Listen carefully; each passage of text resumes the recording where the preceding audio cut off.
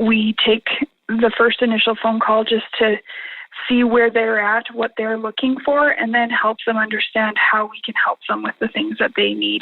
And sometimes that evolves with time, that they realize that they'd rather we do everything for them. And sometimes it just sticks with only doing payroll or whatever it might be. But that first initial phone call of listening to them and understanding what they want is how we turn those referrals into business.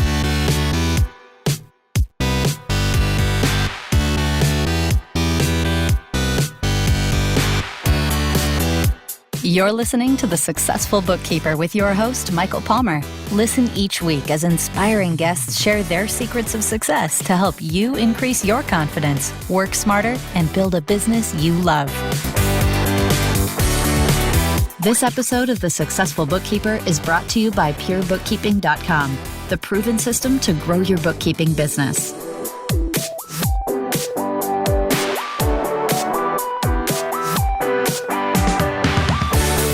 Welcome back to the Successful Bookkeeper Podcast. I am your host, Michael Palmer, and today is going to be another great episode because we have a terrific returning guest who is the owner of King Accounting and a current Pure Bookkeeping licensee. Welcome back to the Successful Bookkeeper Podcast, Melissa Lenos. Thank you, Michael. What a great introduction. Yes. Well, and thank you so much for coming back. I know when we had you on before, we talked about everything other than what we wanted to talk about, which was networking and business referrals. But before we get into that on this episode, please, for those that haven't heard your first appearance, can you let the listener know a little bit about yourself and your business? For sure. So I own King Accounting Solutions, and it's based out of Edmonton, Alberta. We go across Canada, so we have clients in Ontario, Saskatchewan, Alberta, and then the Northwest Territories. And we do most of our stuff remotely. And I started out in an accounting firm, got my training there and did my accounting diploma, and then decided that where my love was bookkeeping and helping clients day to day rather than 6 months after their year end, and they've done 6 months more errors in their stuff and we're just doing adjusting entries. So went into the day-by-day stuff with them and have loved it and enjoyed it and haven't looked back to the accounting firm. Great. And last time you were on the podcast, you talked a lot about tips on hiring. And as I mentioned, I'd love to jump in because I know you've got a lot to share around business referrals, networking, and bringing new great people into your businesses. So let's talk a little bit about how you came to find that this was a great way of growing your business. Yeah, so I have never done any advertising at all. I have received all of my clients, and I was going to count beforehand, but I forgot. I think we are just under 100 or just went over 100 clients this quarter, and it's all through referrals. Every single client is either a referral from a client, a referral from an accountant, or through BNI. Wow, it's remarkable. Yeah, and we've been doing this since 2008. So no advertising and no cost for that. Of course, we have a website, we have cards and that kind of thing, but no actual print advertising.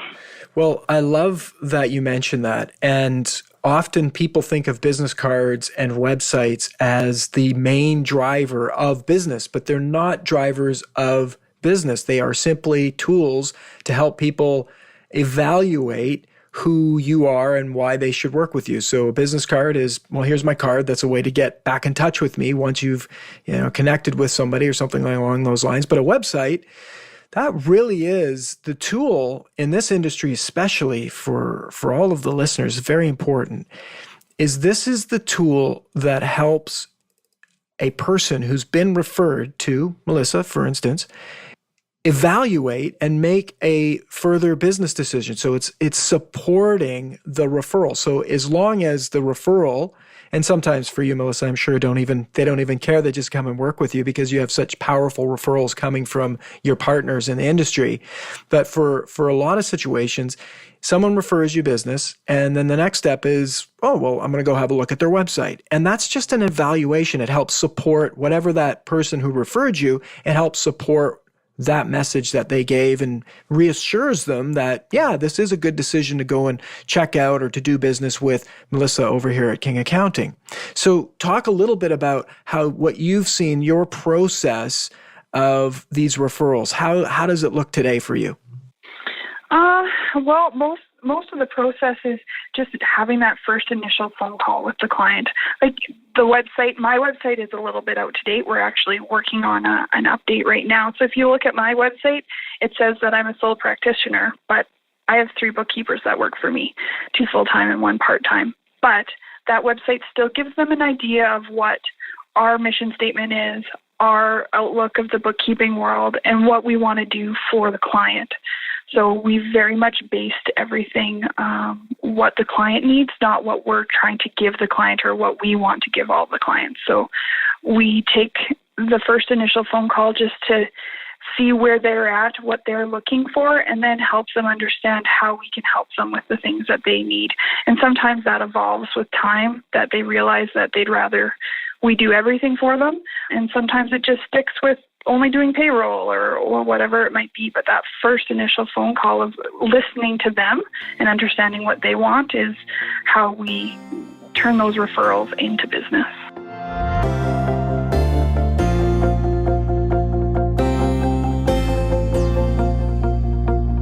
Yeah, so questioning and asking where they're at, what's going on. Hey, what's going on? I mean, it's really a great situation because when they're calling you, it really puts you into a position where you can be the trusted advisor. You can be the doctor, if you will. You know, a person goes to the doctor, they have a problem, and the doctor sits down and says, "Okay, tell me about your problems." Right? It's just okay. Here we go. Whereas if it's the opposite, if the doctor was out going in the street, finding people to work with, it'd be kind of weird because they'd be saying, hey, I help people fix problems. What is your problem? It's like, hey, I got no problems. I'm good. So you've been able to have people coming to you with their problems. Why do you think that's been so powerful for you? Well, and most of these referrals are coming from the accountants. So the accountant is having a new business walk in the door. They're doing a year end. They're seeing problems. They're seeing that they're charging double or triple what they should be charging for a notice to reader. And then they're able to then give my information to that client and be like, this is how we can help you save money and get information now rather than after the fact and help you build your business to the next step, which is what most people want to do, right? They don't want to just have enough money in the bank account. They want to grow it to something that they can maybe sell in the future, and that's what we're there to help them with. Yeah.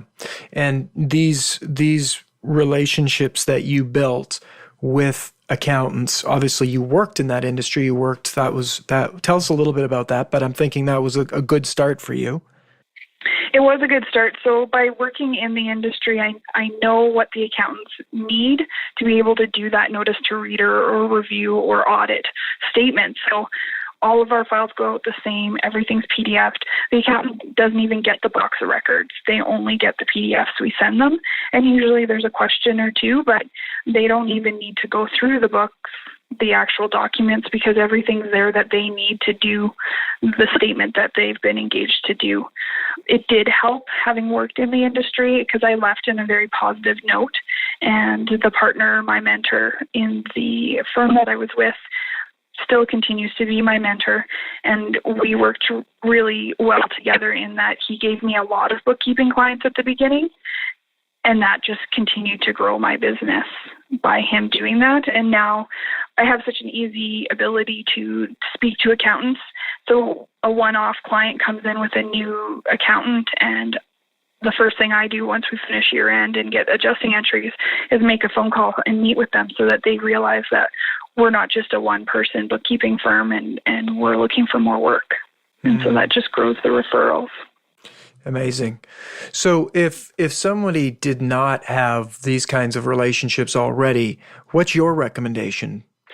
So if they have like one bookkeeping file that they are already doing, it may be a good place to start with some examples, like get rid of the information you don't want to be showing other accountants, but use it to show what their work is like and just get in front of them.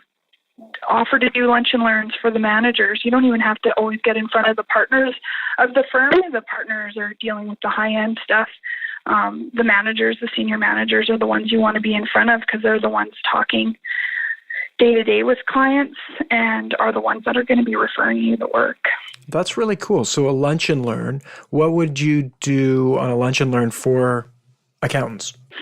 So I would sit down and just have a small, short presentation so that it allows them to ask questions as well and just show them what your plan is with your clients, what you do for them, and show how the package that they're going to get as the accounting firm so that they see the potential of how this could help their clients. I love it. I love it. I know with the Pure Bookkeeping system in our program for helping people build relationships with accountants, it's more of the theme is more of a one-on-one, but I love your spin on actually going in and doing a lunch and learn with a larger firm where there's a whole bunch of people in the firm and potentially getting, 2 or 3, 4 upwards of people that can learn about what it is that you do and why you're great at what you do and how it helps them in their business. Yep. Yeah, I would do it with the larger firms, but as long as there's 2 or 3 managers and some partners, like you can do it for any size, right? Because even if the preparers are the ones also in the lunch and learn, they may be able to ask some questions that will make your managers think about it, right? So. Yeah, absolutely. And it really is a process of building a relationship. So it's not like a one and done. You may not get to going in and doing a lunch and learn. It might be meeting the admin staff. It might be meeting the front of house people. It's like you say, some of the managers, some of the partners eventually. But if you keep nurturing and inquiring and knocking on the door and, building that relationship, eventually you get to the point where people know who you are and they trust you and they're willing to refer business over to you. If they don't know you and never have known you, it's going to be very difficult for them to say, oh yeah, let's just refer that business out. So, and that goes for every single piece of business that you're trying to do in any area of business. If you're trying to get on new clients, it's all about nurturing relationships. Yes, and I've never been to an accounting firm that wasn't looking for a bookkeeper to be able to refer to.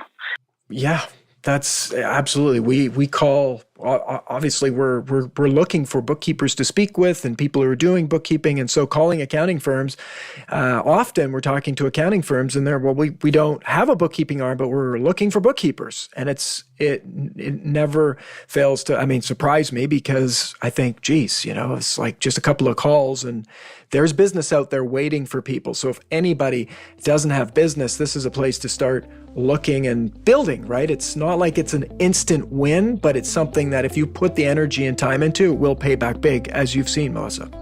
Yes, totally.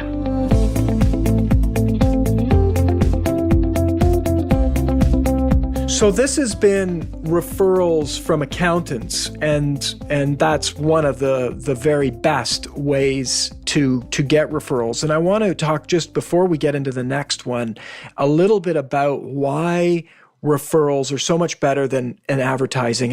And likely if you were to go out and spend a bunch of money on advertising, you'd be very disappointed, because what happens when you're advertising is that you put out a signal and people go, oh, look, there's an advertisement. Maybe I'll check them out. So they'll come along back and they'll say, hey, Melissa, I saw your ad and, how much do you charge is likely going to be one of the questions that comes up, because they're going to be people that have no prior context of why you're great or why you're valuable. Whereas a referral from an accountant, a referral from a great client, they're saying to that person, you're Awesome. They are edifying you. And that's a big word, but basically they're making you seem like a big deal because they love working with you. And they're sharing that with someone that they know, like, and trust themselves. And they say, you've got to work with Melissa. So that person comes to you and says, hey, I heard you're great. Tell me more. And you go, well, tell me all your problems. And so that's why those convert into being great clients and why they convert likely into being high-paying clients because of that. So referrals are paramount in this industry. They're paramount in likely every industry. So let's talk about how you generate referrals in other areas. And number one, I know we've talked in the past is BNI, and we had Ivan Meisner. That was actually a recommendation from you to say, hey, let's talk about this. And we went right to the top, and we got Ivan Meisner, who founded BNI, Business Networking International. And so thank you for that. And we actually wanted to talk about it in our first episode, but we didn't. So let's talk about how you nurture in BNI and give people a little bit of context if they haven't listened to that episode with Ivan. Yeah, for sure. So I've done BNI twice now. The first time I did it, I was a sole practitioner. And I went into a BNI group, very green on owning a business, but it was great because it's all like-minded businesses that want to refer to each other. So the whole idea of BNI, for those that don't know BNI, is that it's very rule-oriented, but the rules are there for a reason. So it's a weekly meeting, so it's a lot of commitment, but that commitment allows you to get to know everyone in your group very well. So you have that trust factor. The first thing that gives you good referral is having a trust factor. So you spend once a week in that meeting. You then cultivate those relationships by meeting with people.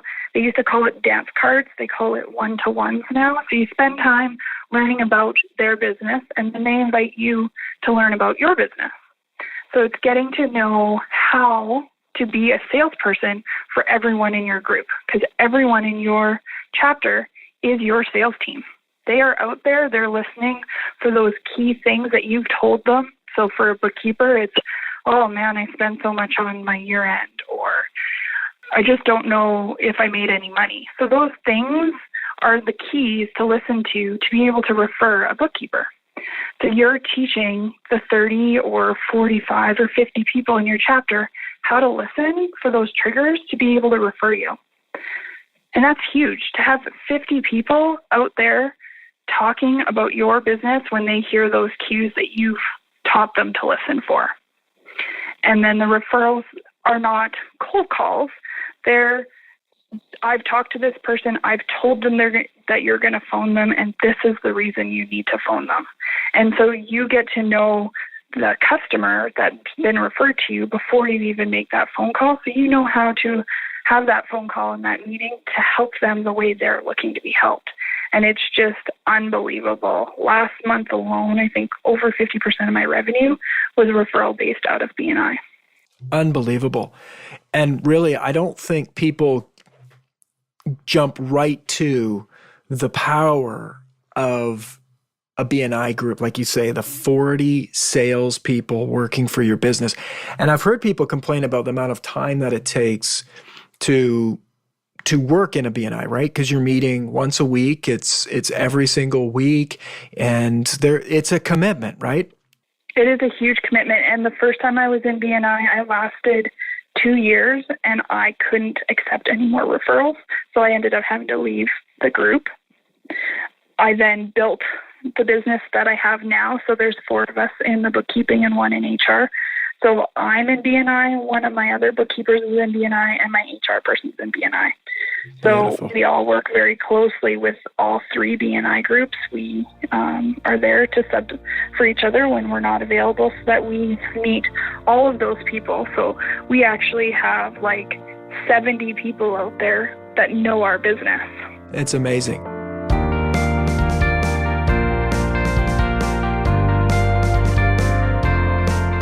So it's a big, huge time commitment. But if you were to think about having to have a sales organization of 70 people and to be able to train all of those people and employ all of those people to work for you, I mean, it would be astronomical. So the amount of time you put into BNI is just a tiny little speck of sand compared to the amount of potential that really does exist. And so I just love the way you've approached it, which is very serious, very intentional, and you've made it work because it's there for people to make work. But if you don't do the work, it's not going to work. Exactly. And another good thing to remember is that it takes 6 months minimum to get what they call a VCP. So that's that visibility, the trust, to be able to start getting those referrals. Yeah, because it's not a walk in and now I'm trusted advisor because I'm now with BNI. It doesn't work that way. No, for sure. And nor should it. I mean, if we think about it, right? If you as a person, listener, you're a listener right now, you're sitting there thinking, who are you? Would you refer anybody that you didn't really know that well? So no one's going to do the same for you either. So you've got to get to know these people. You've got to build trust. You've got to help educate them as to what your value proposition is. And the way Melissa said it so well is train them on how to find a great referral for you. That's beautiful. And I don't know that I've heard anyone say it that clearly the way that you actually have, Melissa, which is listen for these cues and really train your people to actually be able to create a referral. And because guess what? If you're not a bookkeeper, you have no idea what a good referral looks like. So unless you're teaching people to listen for these types of cues, I mean, it's a no-brainer. Exactly. And it's a great way for new bookkeepers to get out there and be seen by your community. And you do have to speak every week, but it's 30 to 60 seconds. We can all make it through 30 to 60 seconds. And you pre-write down your speech. And if you're not good with people, you put it in front of your face and you read it out. You don't need to pay attention to anyone else. It's just getting your information out there. And then it's all one-on-one type stuff. So it's a great way to build your business. Absolutely. And, you know, what you say, we've got all sorts of bonuses and whatnot inside the Successful Bookkeeper. If you go to thesuccessfulbookkeeper.com and you go into the free resources, we've got lots of resources around networking, some really great stuff. We have a networking power pack that we charge money for, but it's $19. You get a whole bunch of scripts and things to say and all that good stuff. But we actually have a video inside the resources section that talks about all of it. So if you didn't want to pay the $19, you'll get like 80% of it for free. So get in there and get that. And I'm going to put a couple of links on this episode for sure. The first one being our video that we talk about building relationships with accountants. We call it the Bookkeeper Referral Machine because literally what Melissa has built here is a machine that pumps business into your new business, into your business every single month. And for a lot of it, it's based on stuff that you've done in the past. So it's literally you're not doing any more work for those things. You're just nurturing and maintaining the machine, putting a few drops of oil here on this wheel and maybe tightening that bolt over there on that wheel. And it runs and you just have to maintain. And so, yes, lots of work in the beginning, but once you've done that, you've got leverage. So we call that the Bookkeeper Referral Machine. There's a great video in the resources for you to check out. And then as well, this networking power pack, which has some scripts and different things that will really help the listener, for you, the listener, go out and do these things. But I think, Melissa, you've given some great things, and I'm going to dig deeper for some more gold here because I absolutely love it. So let's say that you are sitting down for a coffee meeting, and that's what they call them. No, it was a one-on-one, right? It used to be called one-on-one. It's a one-on-one. So this is where you've sat down with the people that in your BNI. Let's say it's a brand new person that they've just come, they've never been to the BNI before, they're a new member. Walk me through what that meeting looks like. So you only ever do one side at the meeting. So you always want to set up two separate meetings, one to talk about yourself and one to talk about them. So if you invite, then it's talking about them. It's understanding their business inside and out and learning those cues. So in BNI, there is a form that you can fill out that it asks the questions to help you work through the one-on-one. So in that, it talks about where you're from, what kind of training you have. I'm just going to pull one out so then it's in front of me. What you're looking for in a client, your accomplishments, your interests, what networks you deal with. And then it's talking about who's your power team. So BNI is huge on power teams. It's getting that 3 or 4 or maybe even 10 people together. So an example for my side, bookkeepers, accountant, financial planner, and a management consultant. For an electrician, it's, a house builder, an electrician, a plumber, general contractor, those kinds of things. So it's that power team where they can work together, trust each other explicitly, and be able to refer out. So that's a huge way to build business. So in the package that you get to do a BNI or a one-to-one, it lists all these things and makes you think about them so that you can have that conversation and have a good meeting in that half an hour, 45 minutes, or an hour, whatever you've booked, to make sure that person understands your business. And BNI has set up these great forms to make sure you talk about the right things and don't get sidetracked. I just love that.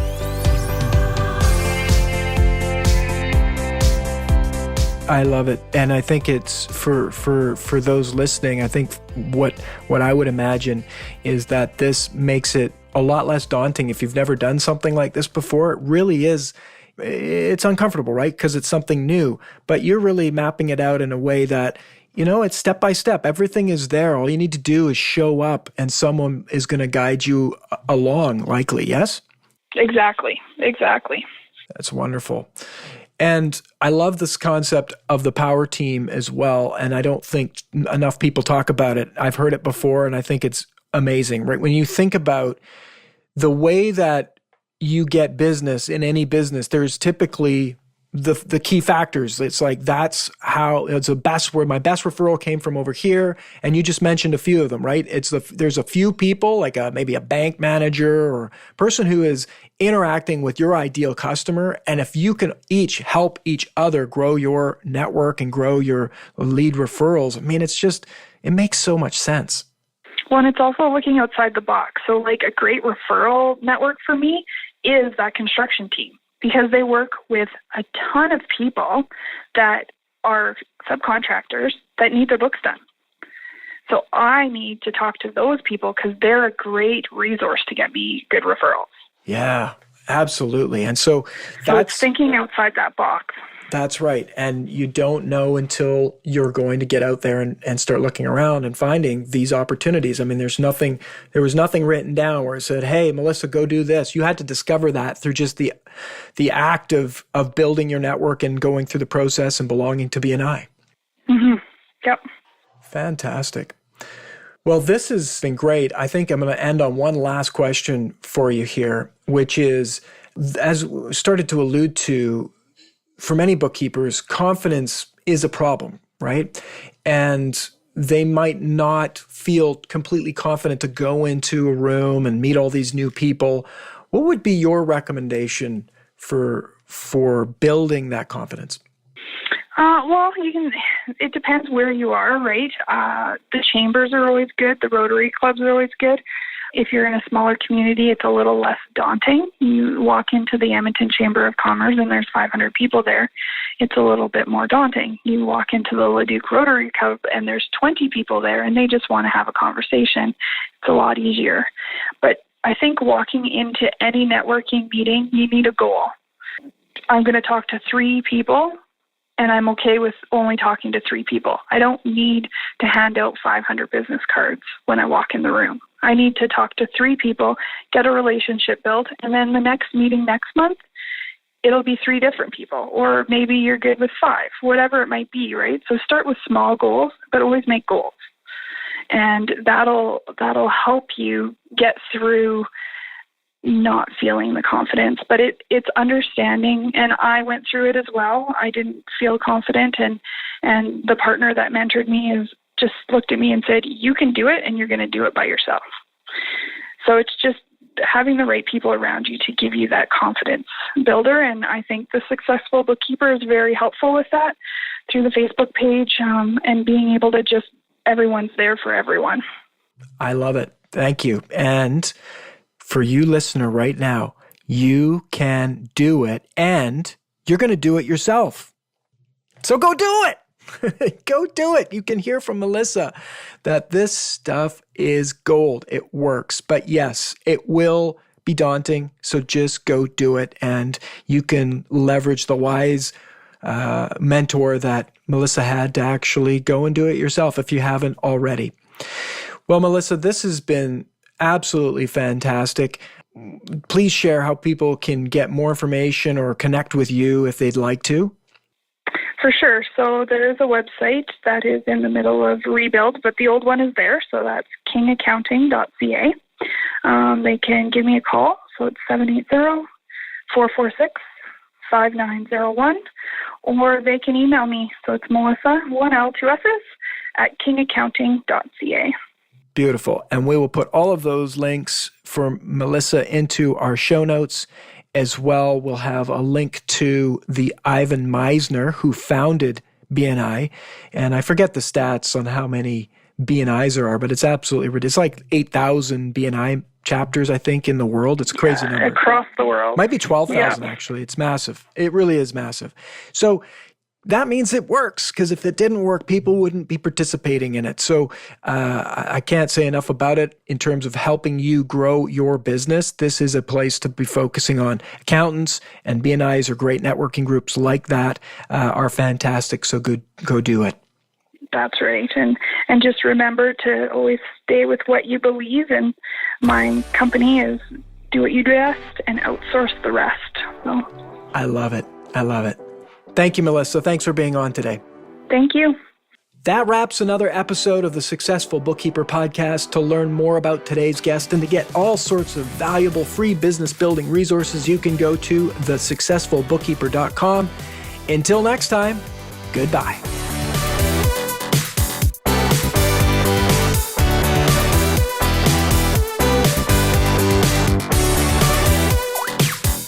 You've been listening to The Successful Bookkeeper with Michael Palmer. For more information and to download the resources mentioned in this episode, please visit us at thesuccessfulbookkeeper.com. Thank you for listening.